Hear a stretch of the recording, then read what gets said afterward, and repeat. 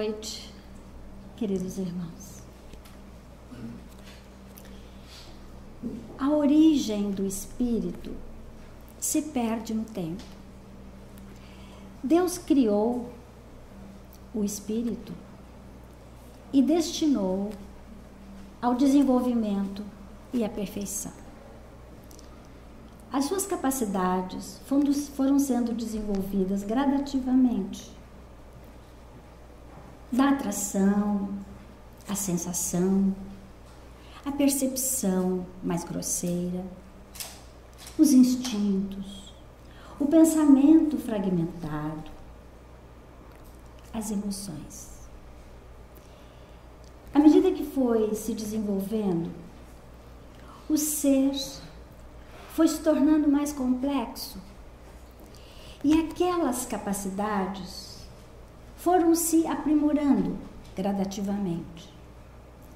Então nós vemos que a razão, o pensamento contínuo, as sensações, a percepção se tornou mais sutil, os conhecimentos foram aumentando até a um despertar da própria consciência.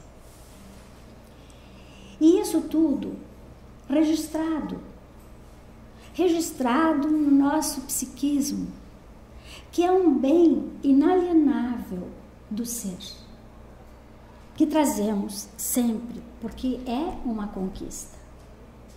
Então o psiquismo humano se formou, continua crescendo, se desenvolvendo no tempo, através das múltiplas vivências que o espírito tem, o que vem provar a justiça divina, porque dá a permissão para que nós possamos buscar o crescimento e o aprimoramento para atingir a essa felicidade que nós estamos falando em termos de aperfeiçoamento. Tudo arquivado em nossa alma. O Espírito Lázaro, no Evangelho segundo o Espiritismo, quando fala da lei de amor, ele diz que na origem era só instinto. E que à medida que o espírito ia se desenvolvendo, foram-se as emoções se aprimorando através das sensações. E quanto mais instruído, depurado, o sentimento, que é um nível, uma filigrana muito mais sutil e mais aprofundada. E daí, neste momento, é necessário que tenhamos alguns pontos claros para o entendimento do desenrolar da nossa palestra. Como entendemos o pensamento? O pensamento, que é a matéria mental produzida pelo espírito, trabalha a questão da inteligência e da razão. Isso é indispensável para que o sentimento que tipifica esse pensamento possa realmente estabelecer a questão das virtudes e dos vícios. O pensamento por si só é neutro. O que tipifica esse pensamento, diz o codificador, é o sentimento, é a maneira como nós sentimos e como nós expressamos esse sentimento, reunindo, construindo pontos positivos, otimistas, aquelas virtudes, quanto também podemos trabalhar o lado negativo, trazendo a nossa imperfeição moral através da manifestação viciosa. A questão das emoções, a palavra emoção, ligada ao sentimento, dá para fazer bem a diferença. A emoção exterioriza os pensamentos e os sentimentos desequilibrados ou equilibrados. Aí nós vamos ver as virtudes e os próprios vícios. E também a vontade, que é outro ponto essencial para o nosso entendimento, porque a vontade é aquele impulso da própria alma pela ação que leva às transformações e coloca o sentimento e as próprias emoções como ação ou como reação da nossa vida no dia a dia. Como o nosso tema é saúde emocional, temos que saber, na verdade, o que se entende por emoção. E a palavra emoção vem do latim, emovere, composta do prefixo ex, que quer dizer para fora, e de movere, movimento, comoção. Então, a palavra emoção implica em ação, em movimento. É a movimentação de diferente intensidade, que promove um abalo com fortes, olha atenção, com fortes componentes orgânicos. Para alguns autores, são como se nós estivéssemos mexendo com as forças dentro de nós, com a nossa força, como se fosse uma força da natureza, como se fosse um tsunami, como se fosse algo, um vulcão que está transbordando. A emoção é isso, ela implica nessa movimentação intensiva que nós vamos colocando para fora. É uma manifestação visceral, portanto orgânica, do próprio pensamento e do nosso sentimento, que estão ligados diretamente à emoção, e que se manifesta, se apresenta através do nosso perispírito e do nosso corpo físico. Lembrando que o perispírito é um dos elementos do homem, porque como homem nós temos aqui encarnados 3 elementos básicos: o espírito, que é o ser inteligente, o perispírito, que é o elo de ligação, e o corpo físico, material. O espírito não se acaba jamais desde que criado. O perispírito o acompanha no momento da morte. E o corpo físico, que é transitório e impermanente, e aqui permanece por ser matéria mais concentrada. E a emoção, ela se manifesta da alma para o corpo, passando necessariamente pelo perispírito. E muitas vezes, em se tratando de doença, como veremos, nem chega a se manifestar diretamente no corpo físico. Às vezes ela fica embutida dentro da nossa alma. A emoção, radicada nas sensações, manifesta-se por descarga de energia fisiológica, produzindo alteração física sempre, consequente da reação química a um evento agradável ou não, resposta ao grande estresse físico ou mental em situações de fortes emoções. Colocamos apenas um exemplo aqui para referirmos às próprias condições de químicas que produzem essas reações, né? Essa adrenalina, a noradrenalina, a dopamina, a serotonina, que são neurotransmissores e muitos deles hormônios, que nessa agitação química trazem resultados de agitação, de ansiedade, trazendo efeitos físicos com taquicardia, com movimentação intestinal, estomacal, com frio, com várias formas de manifestação daquilo que está lá dentro de nós, fervilhando, embutido em todo o nosso ser. E que pode ser de ordem positiva, quando a emoção, quando o ato anterior à ação é boa, como por exemplo a serotonina, que nos leva ao bem-estar, a questão do trabalho do humor, quanto também aquelas que podem produzir muita agitação e muita ansiedade. Então a emoção é o estado íntimo, apaixonado, e se expressa neste impulso bastante forte, de grande intensidade, gerando ideias, condutas, ações, reações, etc. no nosso dia a dia. Nós vivemos o tempo todo trabalhando as nossas emoções. E apresentamos as nossas emoções que se manifestam claramente em todas as situações. Aqui colocamos algumas expressões fisionômicas que mostram a questão da curiosidade, da tristeza, da alegria, da ansiedade, da dor, da introspecção, várias formas, né, da curiosidade, do descaso, que as pessoas manifestam, que estão lá dentro e que manifestamos através da expressão fisionômica. Todos nós fazemos isso. Diz o autor de um livro interessante, diz, o corpo fala. Nós falamos pela nossa forma de nos apresentarmos fisicamente. E levamos para os outros aquilo que nós estamos sentindo de alguma forma. Então, quando nós estamos, por exemplo, encolhidos, nós estamos tímidos, baixa estima, inibidos, nós temos uma curvatura, nós temos um posicionamento para baixo, nós estamos alegres, felizes, nós vemos, conversamos, rimos, os olhos brilham. São expressões que estão sendo colocadas para fora e que qualquer pessoa que observe um pouquinho e principalmente se conhece melhor aquele indivíduo, sente perfeitamente como ela está, ou alegre, ou triste, ou depressiva, etc. E nós vemos no Livro dos Espíritos a palavra paixões, ou paixão.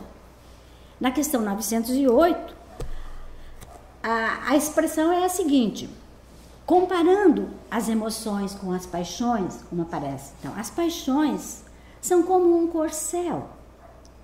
É excelente essa metáfora, né? Que só tem utilidade quando governado, que se torna perigoso desde que passe a governar.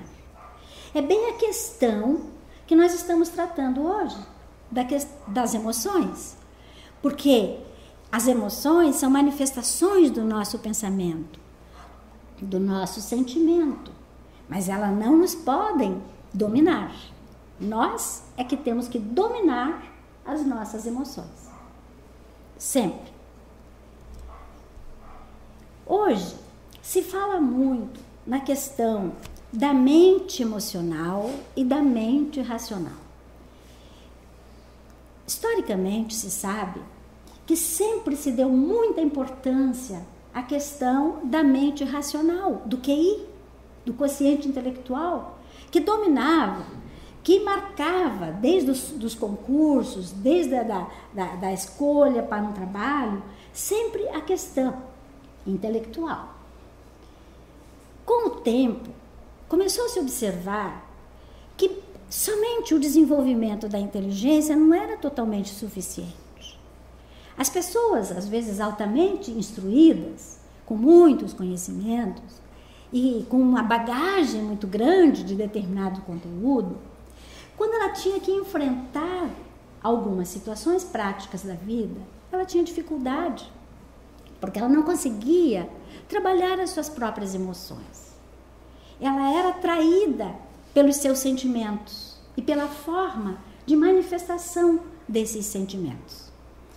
E se estudou, se continua estudando muito essa questão da inteligência e a questão das emoções.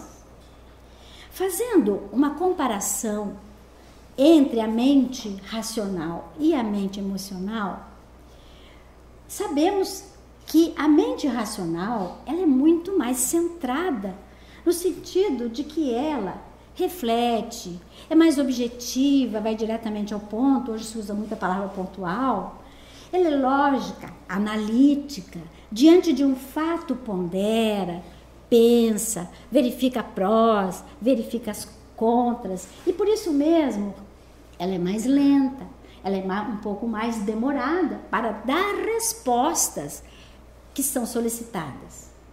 Enquanto que a mente emocional é muito mais rápida. Ela trabalha o sentimento, mas de uma forma muito subjetiva, muito própria, como já vamos ver em seguida, intuitiva, mais criativa e muito, muito apaixonada. Hoje, a ciência já dividiu no cérebro o hemisfério esquerdo e o hemisfério direito, estabelecendo que a mente racional está muito mais direcionada ao hemisfério esquerdo e a emocional ao direito. E aqui nós teríamos condições de fazer um seminário em cima desses pontos que são muito interessantes para o nosso entendimento e para o nosso bom andamento da própria definição racional e emocional de nossas vidas. Mas estamos trabalhando o lado emocional e o lado racional foi apenas para uma comparação, para a gente poder sentir essas características da mente emocional. A mente emocional é muito mais rápida, intempestiva, passageira, impulsiva, imediatista. Não raramente, nós, quando agimos muito emocionalmente, tomamos atitudes que nos arrependemos. Mas por que eu fui agir dessa forma? Eu podia ter sido mais controlado, porque nós estamos agindo mais emocionalmente e nos deixamos elevar pela própria emoção. E aí tomamos atitudes apressadas. Não é em vão que os filósofos dizem, né, que quando a gente tem que tomar uma decisão importante, é muito bom esperar passar uma noite, deitar a cabeça no travesseiro. É uma forma de dizer que nós temos que ser mais calmos, observar melhor, pensar mais, até para dar uma resposta àquilo que está sendo solicitado de nós. Pouco analítica. Justamente por ela ser intempestiva, ela trabalha rapidamente, não analisando, não tendo a preocupação que deveria existir de fazer uma análise mais profunda da própria essência, daquilo que está sendo discutido ou que está exigindo do indivíduo uma resposta. Por isso, ela trabalha muito a questão das respostas pessoais. A mente emocional, ela é muito baseada empiricamente em si própria. Naquilo eu penso, são as minhas crenças, assim que eu acho, assim que eu aprendi. Então ela fica ligada àquele conteúdo prático da própria vida, que não quer dizer que seja isso errado, mas às vezes não acresce quanto deveria na análise, na busca de um melhor esclarecimento a respeito dos pontos essenciais que devem ser decididos. E muito baseada no passado, no sentido de que ela reage muito. Ela age menos, ela reage muito, sempre por ser subjetiva, trazendo aspectos da sua vivência e passando rapidamente, intempestivamente, passageiramente, naquilo que está no momento querendo fazer. Então, características bastante interessantes da mente emocional. E é também associativa. Isso aqui é importante para nós. Ela, por ser associativa, quer dizer, por fazer associações dos fatos, das coisas que estão acontecendo e relacionando a outras coisas, ela lança gatilhos da própria memória, que são gatilhos da memória. Gatilhos acontecem quando, diante de um estímulo qualquer, surgem pensamentos que abrem arquivos. Nós falamos do psiquismo, que registra tudo, os nossos atos, as nossas experiências, os nossos conhecimentos, que são propriedades nossas, fazem parte de nós como espíritos. Por isso iniciamos falando sobre isso. Então, esses estímulos existem, estão dentro de nós. E surgem pensamentos que abrem esses arquivos, fazendo com que as emoções positivas ou negativas se repitam. Uma criança que foi, na infância, sofreu maus tratos, por exemplo, e diante de determinadas situações parecidas ou próximas com os maus tratos que ela recebeu, ela entra num estado até de desespero. E às vezes não tem nada a ver com ela, apenas estou dando um exemplo. Um casal que não foi bem na vida conjugal, que teve graves problemas, grandes desilusões, termina o relacionamento. E sempre que novo relacionamento possa acontecer, em todas as situações, às vezes a partir de uma palavra, de um gesto, de uma situação prática, a pessoa vai para lá e volta àquele momento que não tem nada a ver com o que ela já passou. mas que está nela registrado. E que até que isso tudo seja trabalhado, ela passa, às vezes, maus bocados. Porque o gatilho é acionado sempre diante de determinadas situações que, de alguma forma, reportam ao acontecimento já existente.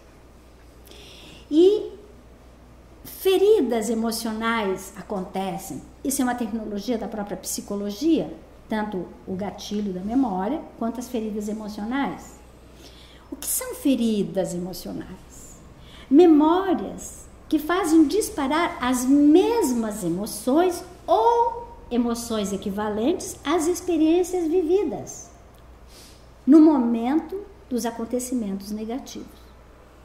É como se aquelas memórias estivessem congeladas, ficassem ali, e que sempre que aquece, de alguma forma, através de novas situações estimuladas, vai derretendo e aquilo vem vindo à tona. Dá-se também, nesses exemplos, a questão do iceberg, né, que está para dentro d'água, a grande maioria, 90%, e apenas um pedacinho aparece acima do nível do mar. E é aquilo que nesse pedacinho acima do nível do mar nós estamos vivenciando, passando por experiências do cotidiano, junto ao relacionamento interpessoal, ligados às pessoas que convivem conosco em todas as áreas, desde a família até a área profissional, em todos os sentidos, são muito pequenas em relação a tudo o que nós já temos arquivados. Por isso o psiquismo, colocamos de início, é milenar, é arquimilenar, trazendo vivências que foram construídas através de conhecimentos e de experiências guardadas e que, se positivas, bem resolvidas, acrescem, continuam trazendo mais conteúdos para aquela alma que vai crescendo, desenvolvendo em busca do seu maior objetivo. Mas, quando essas experiências arquivadas ainda são de ordem negativa, de ordem inferior, de ordem sofrida, que são feridas da alma, isso tem que vir à tona também. Não adianta querer tapar o sol com a peneira ou ignorar, fugir aquela situação. Hoje ou amanhã vem à tona, volta, derrete-se o gelo ao redor e aquilo vai aparecer para que seja trabalhado. O espírito precisa ser educado. Ele está aqui para isso. O desenvolvimento e o progresso se dará pela educação. E a educação é trabalhar estes valores internos que nós temos, que são trazidos e que devem ser trazidos para fora para o atendimento. É isso que os pais fazem com as crianças. Quando a criança começa a se desenvolver, daquilo que nós colocamos, que ela vai complexando mais as suas faculdades, na sua estrutura cognitiva, emocional, social, e vai mostrando aquilo que ela é, nas suas tendências, na sua forma de ser. É o momento de se trabalhar essas emoções. Quando positivas, quando ótimas, só temos que estimular. Se precisarem de correção, deve-se corrigir de pequenininho, porque é nesta fase muito mais fácil de se trabalhar a criança e ela apreende com mais facilidade conceitos novos, informações que ajudarão a sua modificação. O processo de transformação é indispensável e não existe educação sem transformação, sem mudanças dos indivíduos. Então, essas feridas emocionais realmente têm que ser trabalhadas por nós. E para alguns autores até se chama de marcas emocionais, aquilo que nós trazemos dentro de nós, chamados de sinais psicológicos, carregados de conflitos, de emoções que permanecem no psiquismo e causam as reações. Por isso que quando o gatilho é acionado, nós trazemos para fora, de forma emocional. Porque se fosse de forma racional, na maioria das vezes nós não mostraríamos. É o que os psicólogos chamam de máscaras. Muitas vezes nós usamos máscaras. Somos mais frios no momento de esconder aquilo que está dentro de nós. E quando nós trabalhamos muito mais emocionalmente, nós imediatamente colocamos para fora. Por isso os espíritos, no livro dos espíritos, dizem assim, que é nosso primeiro impulso, aquele verdadeiro. A primeira palavra, a primeira reação, o modo imediato que nós reagimos ou agimos diante de uma determinada situação. Essa é a verdadeira. Quando nós temos o tempo de parar e pensar e modificar, etc., aí nós vamos trabalhando as arestas. Por isso que o processo de educação não é um processo imediatista.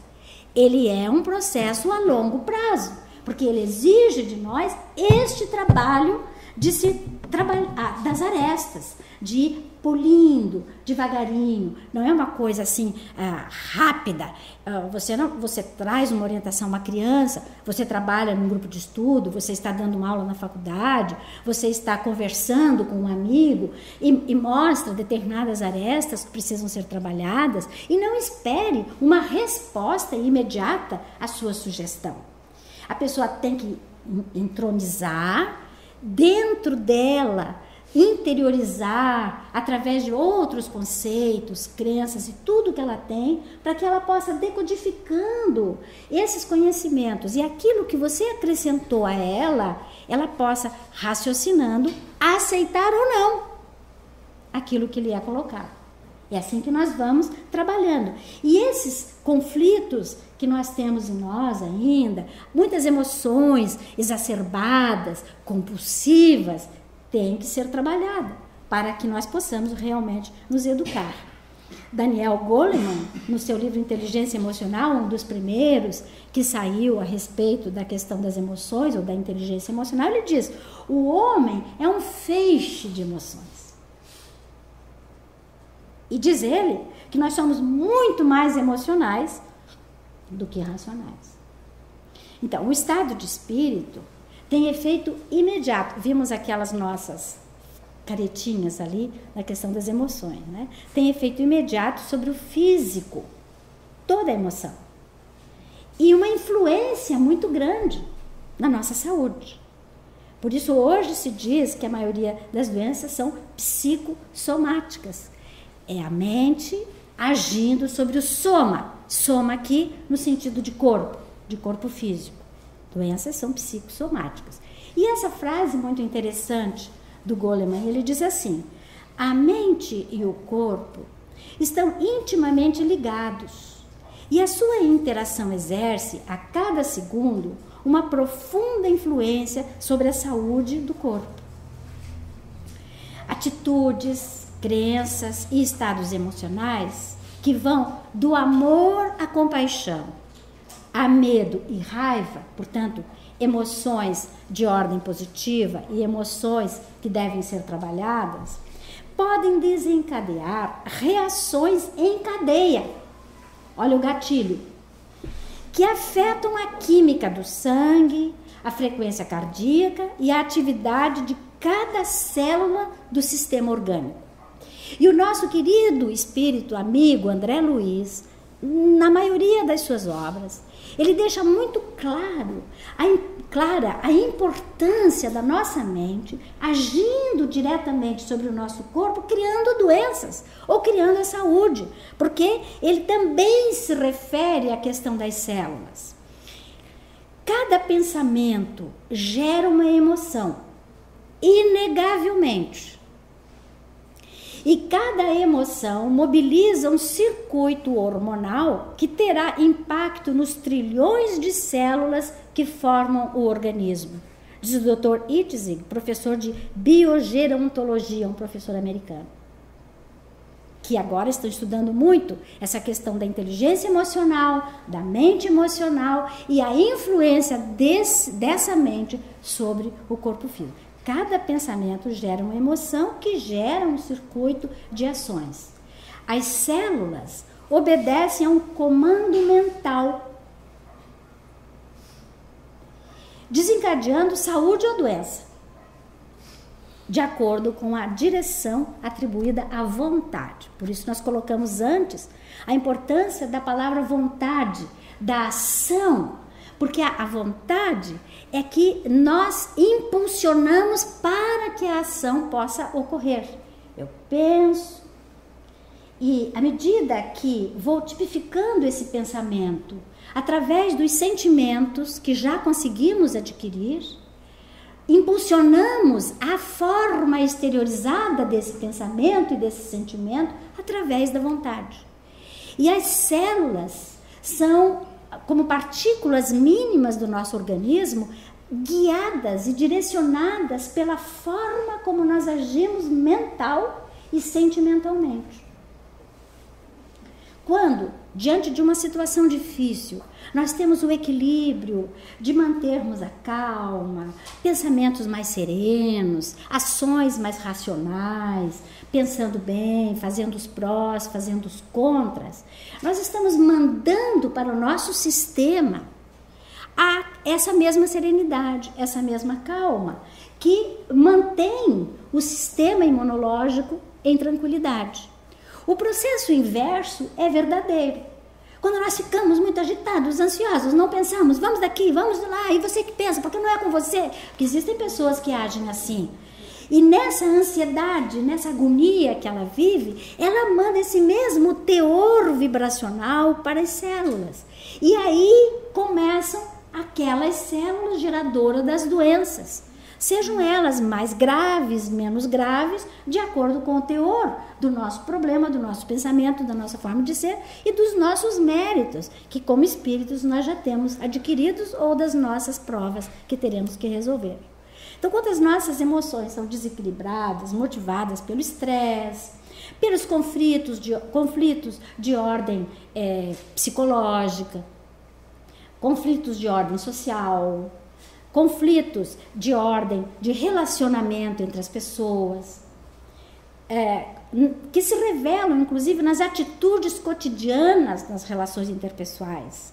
Quando nós nos irritamos por qualquer coisa, quando nós somos azedos todos os dias, que levantamos de mau humor, quando a gente é aquele tipo que sempre tudo vê o lado negativo, existem pessoas que às vezes você vai conversar com elas e tudo o que você fala, ela mostra, mas veja bem, então ela sempre vê o lado negativo da coisa. Aquela pessoa que vive, parece que buscando aqueles princípios que mostram o lado ruim das pessoas, das coisas, das instituições, do trabalho, etc. Essas atitudes em relação a ela mesma, em relação àquelas pessoas com quem ela convive, causam problemas graves para a sua própria saúde. E ela, então, vai provocar a doença e interfere diretamente no tratamento, inclusive. Quantos casos que a pessoa vai ao médico, o profissional que é especializado na área, que dedicadamente faz tudo o que pode fazer para ajudar determinada pessoa, mas a pessoa não se autoajuda. Não toma medicação, não faz os exercícios necessários, é sempre contra, acha que o médico nunca sabe nada, que isso é coisa de... aliás, é uma das coisas bem graves nas pesquisas de hoje, tem se mostrado bastante esse aspecto. E a medicina está bastante avançada nessa relação entre medicina e espiritualidade. Estão saindo muitas pesquisas e estão livros interessantes mostrando essa relação da espiritualidade individual de cada criatura consigo mesma e a relação dessa espiritualidade com o mundo da ciência oficial. E de como isso acontece. Então, quando o paciente é mais acessível, gosta de orar, está ligado a Deus, pede assistência, é mais resignado diante da situação, o equilíbrio das emoções auxilia no tratamento. E a resposta física é bem maior. Eu digo física porque ela vai aparecer na transformação que vai ocorrer. Por quê? Porque a mente melhorou, o pensamento melhorou, o sentimento se tornou mais sutil, mais elevado, e o resultado é bem compreensível. Conceito de saúde. Saúde emocional é a nossa palestra. Antigamente, entendia-se que saúde era ausência de doenças. Hoje, com a mudança que está sendo gradativamente, que está ocorrendo gradativamente, o conceito foi se expandindo e se incorporando a dimensões física, emocional, mental, social e até espiritual. A Organização das Nações Unidas, através da Organização da Saúde, tinha e tem oficialmente uma definição de saúde, em que ela acrescentou, a questão de 10 anos atrás, o termo espiritual nessas dimensões que estão aparecendo aqui. E isso é muito interessante, porque muda, há um paradigma em todo esse processo e muda o paradigma existente anteriormente. A saúde hoje se entende sempre numa relação de integração entre a mente e o corpo. Não é somente a questão do corpo que tem que ser trabalhada. É uma questão de integração, é uma visão mais holística, mais ampla, mais geral. Em compensação, o conceito de doença. Existem muitos aqui.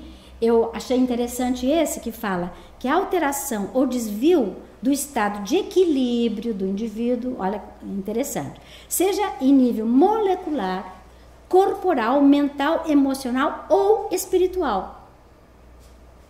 E para alguns autores, a doença é uma reação saudável de defesa e necessária ao indivíduo para que ele tome as providências e consiga buscar as formas de tratamento para que ele chegue novamente ao seu equilíbrio.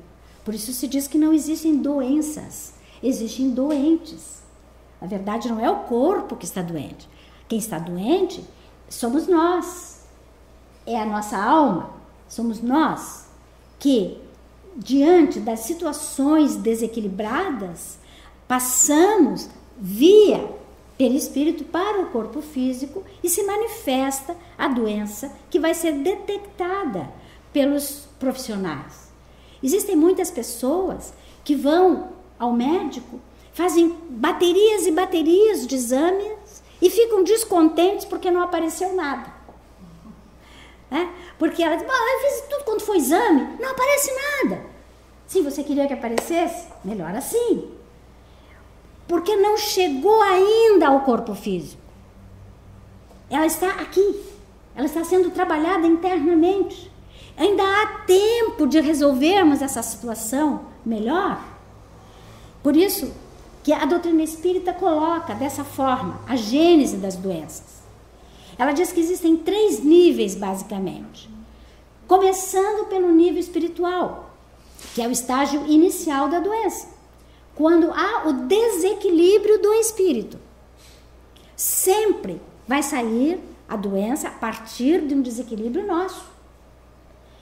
Vai para o segundo nível, que é intermediário, chamado de nível fluídico, porque nós aqui estamos colocando que as doenças ainda estão em nível perispiritual, portanto, fluídico.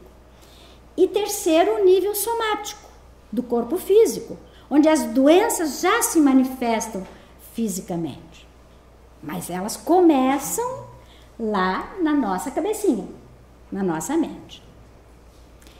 Inconscientemente, o espírito quer jogar para fora o que lhe seja estranho ao próprio psiquismo.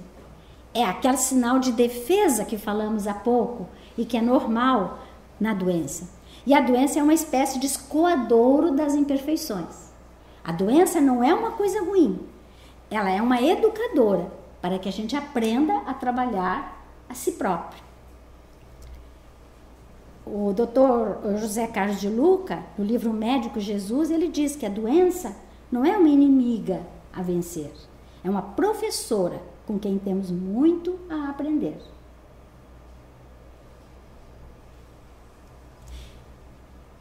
E como controlar as emoções e evitar o aparecimento das doenças, tendo em vista a nossa hoje tão falada qualidade de vida?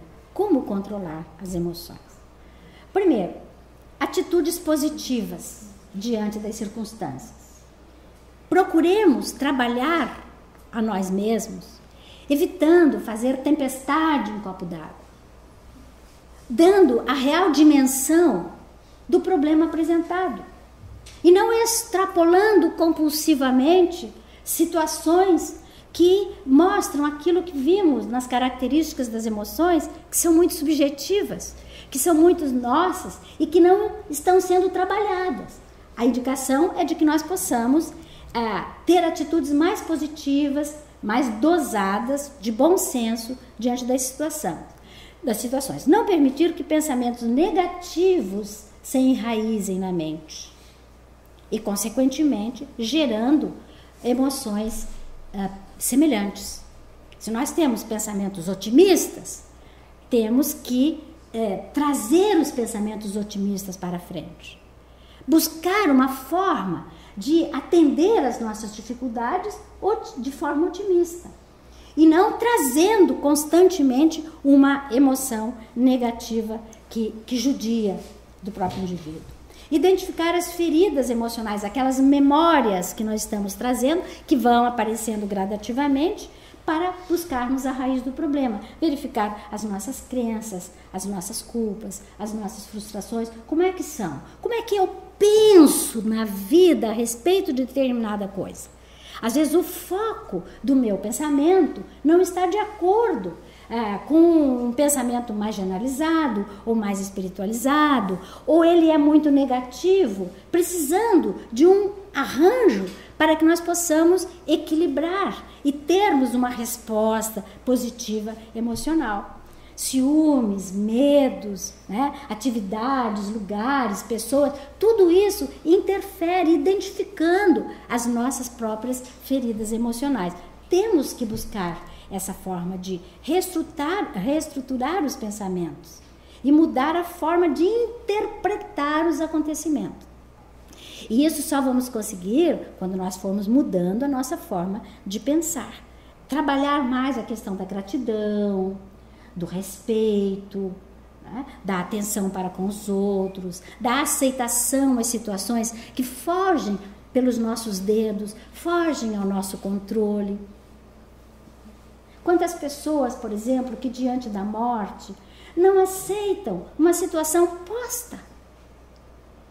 E isso faz com que lá dentro dela, ela fique com a emoção truncada, naquele gelo emocional, que cada coisinha que acontece, ela derrete um pouquinho do seu sofrimento. Porque não aceita uma realidade, não aceita uma situação que está além da nossa capacidade. Porque faz parte da lei da vida e todos nós hoje ou amanhã, mais cedo ou mais tarde, vamos voltar ao mundo espiritual. E por isso temos que nos preparar nesse sentido. Reestruturar os nossos pensamentos para aceitarmos naturalmente as coisas que não podemos modificar. O autocontrole que precisamos ter. Dominar as nossas ansiedades, desânimo, raiva, Tem pessoa que diz assim, eu levanto todos os dias com o pé esquerdo. É uma expressão, quer dizer, nada para mim dá certo. Eu já levanto, aí claro, a pessoa levanta assim, ela já não acerta ali, o café ela já derrama, a criança já incomoda, ela já acha ruim, já sai, já bate o carro, chega atrasada no serviço, o chefe chama. Então, em cadeia, vai se processando uma situação que poderia ser absolutamente desnecessária, porque isso não é fatal. Ninguém está fatalmente determinado para levantar de mau humor e de acontecer tudo isso. Temos que trabalhar, controlar as nossas reações. Quando vem a enfermidade, temos que encarar e aceitar para que o tratamento possa ser realmente eficiente. Nos informa o espírito André Luiz no livro Respostas da Vida. E como se posicionar nas situações de crise? Eu achei isso interessante trazer aqui na palestra, porque todos nós enfrentamos muitas dificuldades no dia a dia. E as crises aparecem. E como nós estamos fazendo toda uma apologia a respeito da importância das emoções para a resposta física, trazendo saúde ou doença, temos que entender que uma crise natural do nosso dia a dia pode gerar essas doenças, mas também pode evitar que as coisas piorem. Deixar de se lamentar e de se vitimizar. Também depende aqui do nosso pensamento. Quando a pessoa se acha muito coitadinha, tudo eu, nada dá certo para mim, ela vai se vitimizando, ela vai se encolhendo, ela vai baixando a estima, e isso vai criando nela uma couraça que não permite que outras ideias positivas se coloquem. E ela se fecha no mundo dela. Isso é muito difícil e é muito triste quando acontece nas pessoas. Por isso, o conselho é olhar no espelho a própria consciência e descobrir o motivo pelo qual a tal da crise apareceu. Nós estamos aqui pedindo que nós usemos a nossa mente racional, que paremos. O olhar no espelho é uma forma metafórica de dizer: pare, analise o que está acontecendo, veja por que a crise aconteceu. Lá na minha empresa, por exemplo. O que houve? Por que a empresa está indo mal, mal, mal e de mal a pior? Será que não está havendo uma má administração? Será que eu estou fazendo adequadamente todas as orientações para que os nossos funcionários... E assim vai indo. Temos que parar e descobrir os motivos. E não adianta ficar se vitimizando, querendo morrer, querendo fugir, achando que ninguém presta, porque não funciona. Aprender com as próprias experiências, dizem os psicólogos que trabalham nessa área. Aprenda com a própria experiência. Nós, no processo de educação, temos que ter essa visão. Não precisamos ter a ideia de que somos super-homem ou super-mulher. Não precisamos querer parecer mais do que na realidade nós somos. Querendo mostrar aos outros aquilo que nós ainda temos os nossos limites. É preciso chorar, chore. É preciso dizer para o outro: olha, eu quero ajuda, eu vim te pedir um conselho, eu preciso... Isso faz parte. Isso é interessante, é inteligente da nossa parte, porque às vezes as pessoas que estão de fora, às vezes não, sempre, né? As pessoas que estão de fora de um determinado processo em que estamos envolvidos, elas têm uma visão mais clara, mais lúcida daquilo que está acontecendo. Deixemos de ser crianças e crianças superdotadas no sentido emocional. Precisamos buscar as formas para aprender com as situações que acontecem conosco. E aqueles que trabalham a inteligência emocional, a inteligência intelectual, dizem: educar os impulsos. Educar os impulsos implica num processo intelectual, porque é de ordem cognitiva. Como é que eu vou educar? Eu tenho que ter consciência do que está acontecendo. Buscando respostas emocionais apropriadas para cada situação. Não é o caso que nem aquele senhor, caso verídico, que ele não queria que a mulher saísse de casa, não deixava a mulher andar na rua, nada, e o que ele alegava? Que as calçadas estavam feias. E que ela andando nas calçadas não ficava bem, podia cair, podia isso, podia aquilo. Não dá a real situação, ele mascara uma real situação de ciúme. E como ele não tem a coragem de dizer isso para a esposa, podia chegar e dizer: querida, olha, eu acho que você poderia conversar e tal. Ela ia dizer: não, mas eu quero ir e tal. Ele vai aprendendo, vai educar a sua emoção ainda pesada, né? E trabalhar-se. Trabalhando a própria esposa e a esposa trabalhando ele, que é um processo conjunto. Então, ajustar para cada fato a intensidade devida e não mascarar uma situação emocionalmente desapropriada e intelectualmente mais ainda, porque quem olha de fora já vê que a coisa não está realmente no lugar. É preciso purificar os olhos e os ouvidos para poder sentir as melodias do coração. E quem diz isso de uma outra forma é Jesus, quando ele diz que veja quem tiver olhos de ver, ouça quem tiver ouvidos de ouvir. Temos que estar presentes, conscientes, ali, no momento certo, para podermos resolver as nossas situações. E mais que tudo, uma atitude proativa, que vai na frente, que busque, que se antecipe, que busque as soluções, apresentando essas soluções àqueles a quem de direito, para que os objetivos, as mudanças, a administração, a forma, o foco da coisa que está em desequilíbrio, que está em crise, que está em necessidade, possa realmente ser avaliada proporcionalmente à ação, buscando uma resposta adequada, que vai otimizar e não vitimizar uma situação, o que é bem difícil de fazer, mas que exercitando e treinando nós conseguiremos fazer facilmente. A importância da educação dos nossos sentimentos para a saúde emocional, né? É preciso abrir as janelas da alma para que a luz entre. Como mudar os conceitos? Porque nós estamos falando em educação dos sentimentos. E aí, Chopra, no seu livro A Cura Quântica, ele diz assim: ou você abre o seu coração, ou algum cardiologista o fará por você.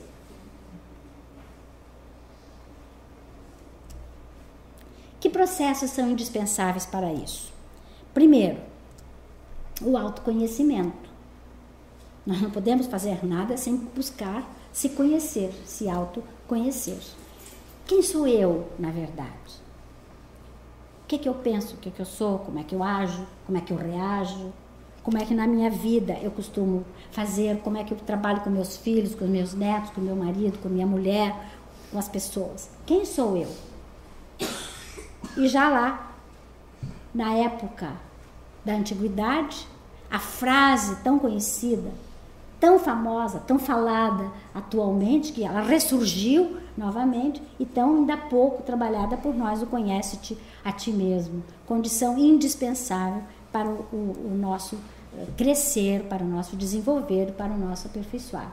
Então, reconhecer as nossas emoções, os nossos sentimentos, saber a origem dos nossos pensamentos, como é que nós nos comportamos diante das diversas situações, procurar perceber, identificando as causas das doenças. Olha, lembra que nós falamos, quem tem olhos de ver, quem tem ouvidos de ouvir, tem que ficar atento para isso. Não tratar apenas os sintomas, porque nós normalmente queremos tratar o sintoma e não buscamos as causas que estão lá, como vimos antes, no primeiro nível, que é no desequilíbrio de nós mesmos. Então, aqui eu coloquei exemplo, uma dor no peito. Eu estou com uma dor no peito, muito bem. Não adianta ficar nessa exteriorização da dor no peito, se nós não fizermos uma anamnese, uma busca, um estudo mais profundo de por que está acontecendo sistematicamente uma dor no peito. Será a ansiedade que eu me fecho naquilo que eu falei no começo, o corpo fala e eu me encolho? Será que está havendo um reflexo de uma outra parte do meu organismo? Temos que buscar, por isso nós vamos ao profissional, conversamos com o médico, fazemos os exames, etc. O autoconhecimento, o autodomínio, dominando essas causas, para que esse mecanismo interior nos leve a uma saúde emocional quando transformado, e a autotransformação, que é consequente e natural, o autoconhecimento, o autodomínio e a autotransformação, buscando mudar as causas das doenças e desenvolvendo instrumentos para essa saúde emocional acontecer, trazendo a harmonia, como diz Joana de Ângeles, a harmonia, a plenitude e a felicidade.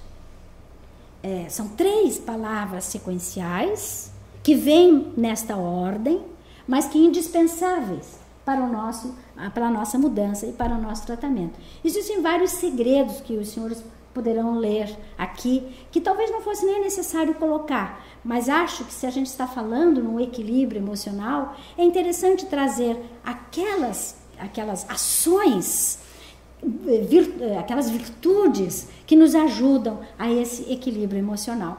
Todas as palavras conhecidas, várias vezes citadas, mas que nunca é demais que a gente olhe, pense, analise e sinta para poder vivenciar.